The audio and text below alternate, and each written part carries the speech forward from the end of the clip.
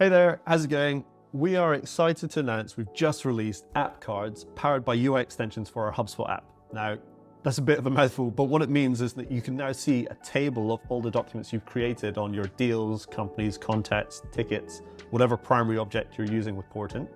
And if you click into this table, you can see a detailed view on the status of that document and have a link to the documents which have been created. We've also updated the app card on the right-hand side. This used to be this CRM card here, which now has this notification that shows you that there is a new improved app card experience. Now, if you click on this link here, it will show you how to set these up. I'll just show you in this video. Just click Customize Record, then click the default view or whichever view you want to add this to.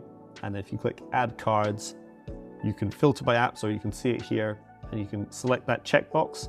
And now that I've selected it again, you can scroll to the bottom and you can see that Portant all documents have been added here. So I'm just going to close this and just move it to the top.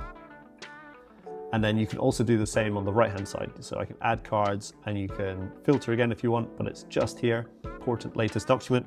And you'll also be able to see the CRM card. So that's the old version, and we can remove that. Now, if I close this, save and exit, you'll see when I go back, that old CRM card is no longer here and I have the new app card version.